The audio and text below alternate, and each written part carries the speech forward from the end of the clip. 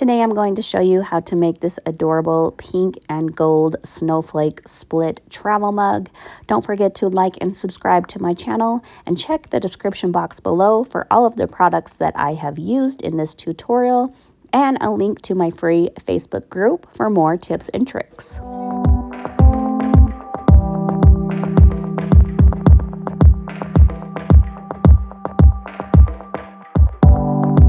Today we're going to be working on a 16-ounce travel mug from the Tipsy Magnolia. Make sure you check the description down below for a discount code. I'm just going to give it a good sand with an 80 grit sanding block until it looks a little bit dull.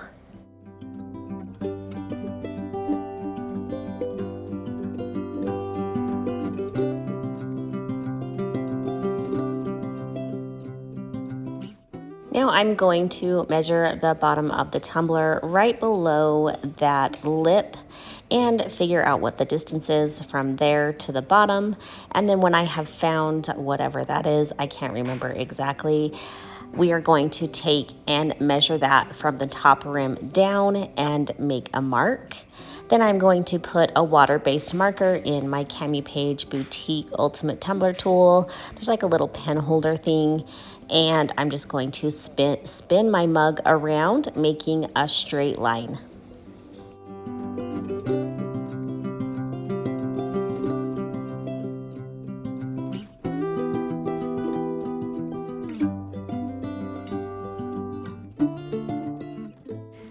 I didn't tell you this part before, so hopefully you got it. If you didn't, I will clarify now, but we just followed the mark we made with the ruler around the tumbler to make this straight line. I hope that makes sense. And then we are going to take a piece of tape and just tape below that line we made. And then we are going to go to the bottom portion of the tumbler and tape off right at that lip in the mug. This portion I am using electrical tape because it bends a lot easier over that slight curve.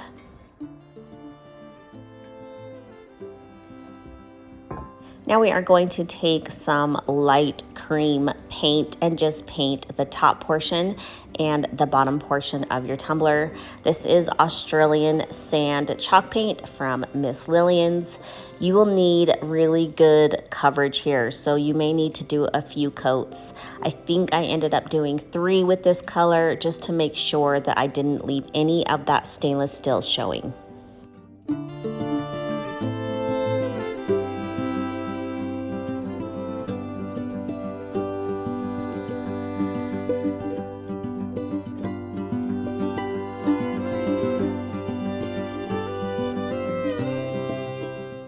Once those sections are fully coated and dry, we are going to take some tack it over and over and apply this with a really soft hand. We are going to apply mica powders over this, and if you have a really heavy hand or a brush that is too stiff, you will see every single brush stroke. So I highly recommend a soft bristle brush and a light hand. I kind of like to say maybe like float it over your paint and not like push it, so we don't make those deep brush strokes. Once that is all applied, you are going to let the tack it over and over dry until clear.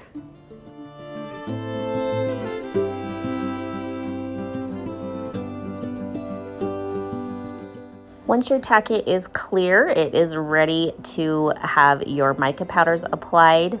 This mica powder looks white, but it has a little shift of a kind of a pink. It's really pretty. I don't know exactly what color this is. My label is all rubbed off, but I want to say it's Mega Rose from Simply Sarah. I am just dipping my finger in and just kind of burnishing in this mica powder on the top and bottom section until you can see that shift on every single part of that painted area. Now I'm just going to take a soft bristle brush and dust off any of that extra mica powder, and then I am going to seal these sections just really lightly with a matte sealer, and then I am going to remove my tape.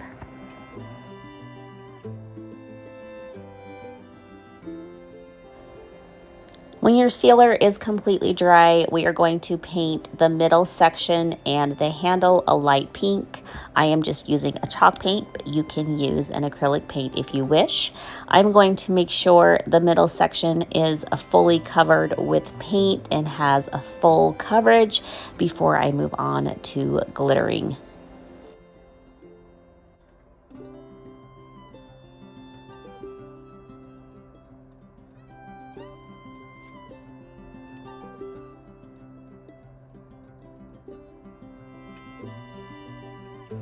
Once that center section is pretty coated, I am going to take that same pink paint and add some glitter glue, just adding that extra adhesion for our glitter to stick to. And I'm just going to apply that in sections and then sprinkle on the color Sugarberry. And then I will go on to the next section and paint that on and then sprinkle on the glitter as well until the middle and the handle is fully coated.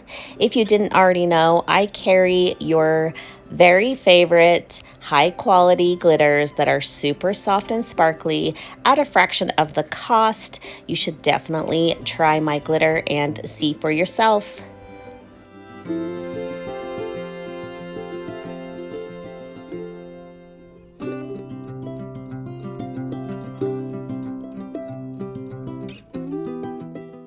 I let that glitter, glue, and paint mixture completely dry, and then I spray sealed my tumbler really well in the center with Rust-Oleum or Krylon's Triple Thick, and then I'm going to add a coat of epoxy.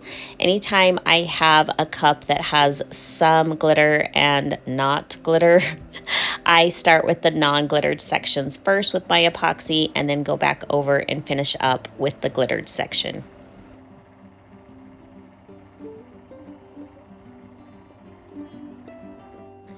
Once your epoxy has cured, we're just going to take a water-based marker, and I'm just eyeballing it here and marking the bottom of my tumbler off in sections of 4. And then I cut out these 2-inch snowflakes and then just took the knife tool in the silhouette program and cut them right in half. I am going to take one of the halves and line up the point of the snowflake with the mark we made on the bottom of our tumbler and apply that right above the glittered section.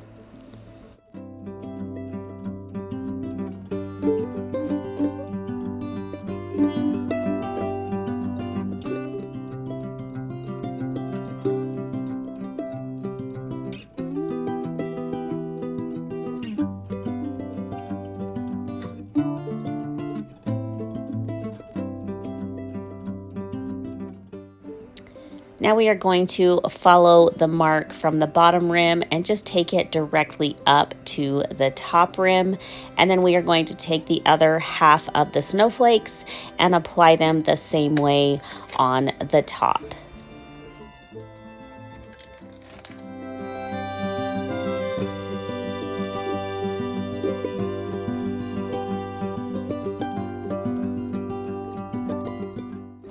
Once you get to the snowflake that the handle kind of gets in the way, I just took it off of the backing without the transfer tape and laid it down the best that I could.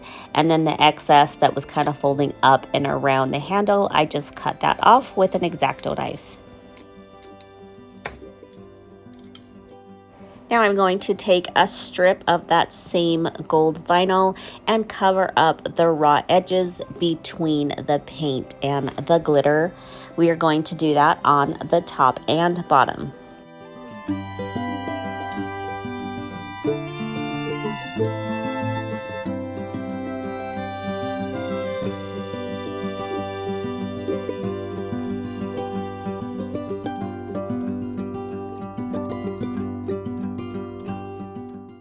I also have cut out this really pretty Joy SVG from my shop in the same gold vinyl with a cream offset. And just a little helpful hint when you are applying a decal to a mug with a handle is to prop it up so you can eyeball more carefully on where the center of your mug will be.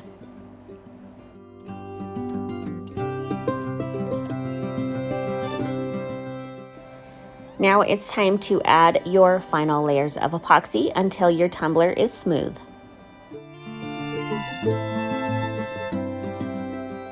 And here is our tumbler all finished. I hope you guys enjoyed this tutorial. Thanks so much for watching.